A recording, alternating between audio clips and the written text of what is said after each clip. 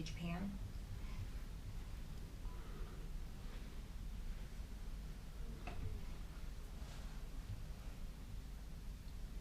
Hi, my name is Linda Schaefer, and what would you do if I told you you weren't allowed to use your cell phone anymore? You'd be upset, and I would get your attention, right? Well, you should also be paying attention to the laws that are being passed around the country that have to do with your cell phone use when you're driving a vehicle. On a daily basis, this phone is like an appendage to most of us. If we leave the house without it, we freak out. We don't want anybody touching it. It's our personal property. We have it with us everywhere. Now, when we get behind the wheel of a car, we've always been taught, keep your eyes on the road, keep both hands on the wheel. If you're using this thing talking on the phone, you don't have two hands on the wheel. You're not totally paying attention to what's going on in front of you on the road through your windshield. You're concentrating on what's going on with either the conversation or the text message. We're taught to be a defensive driver. We look out for the other guy, or we're supposed to. When we think about having an accident, we think, oh, that's not going to happen to me. I'm a careful driver. But when we're taking this away from our attention on the road, we're diminishing our reaction time if something were to happen in front of us. We're not going to be able to respond as quickly if we didn't have this on us. Now, maybe you won't be the one to cause the accident. Maybe you are going to be able to handle a situation. But what if you're in an accident that's not your fault? What if you get seriously injured by somebody who's on their phone and not paying attention, and they cause the accident, and you're the one that gets injured? Now, we've all seen horrific pictures on TV, on the internet, of accidents that happened as a result of distracted driving. Most of those are from people being on their cell phones. The technology that the auto and insurance industries are promoting and installing in our vehicles today are to combat this issue. They're making your phone compatible and interfacing it with a screen on the dashboard, that you don't have to have the phone in your hand in order to carry on a conversation. And they're even getting to the point where they're trying to develop a program where if you get a text message while you're in your car, this program will read it to you. Now, our phones most of them have a mic on them that if we want to do a text message while we're driving, we can push that mic and we can speak our text message.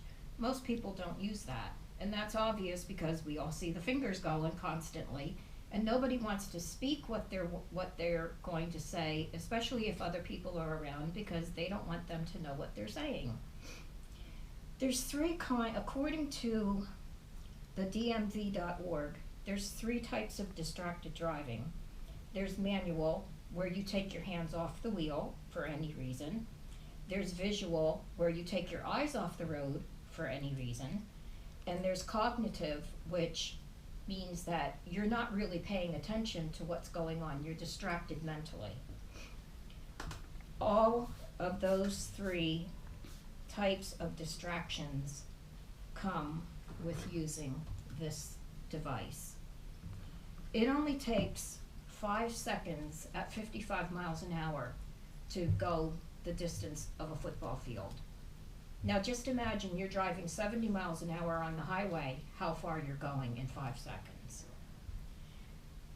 The NCSL reports that 48 of our states have bans on texting and driving. 20 of them prohibit any use of cell phone. Now with Florida, it is illegal to text and drive. However, you are allowed legally to talk on your phone while you're driving. But recently, I think it was in October, they passed a law that you cannot even have a cell phone in your hand if you are in a school zone or a construction area. Now, the other thing that they've done is they've put a do not disturb feature on your phone and in the vehicles that you can access, but most people don't use them. The effort that these companies are making to combat this issue is commendable. Now, I know you're probably thinking, I've heard this so many times before, I'm bored, why doesn't she just shut up? Well, the reason that I chose this is because I'm actually a victim of a distracted driver. A couple years ago, I was on Malabar Road and I was going to the store. I had to stop a little quickly because to avoid hitting a car that pulled out in front of me. The gentleman behind me was on his phone. He didn't see me brake and he rear-ended me. He was okay. I, on the other hand, was taken to the hospital in an ambulance. I had a concussion, I had a neck injury, and I had a back injury. And since then, I've been dealing with a lot of pain. I've been through several procedures in my back and my neck, trying to alleviate the pain. And finally, in March, they did what they call a discogram, and they determined that I needed spinal fusion surgery. So all of these warnings that we have there, we take them with a grain of salt. And if you noticed, the only thing I had as a visual aid was my cell phone.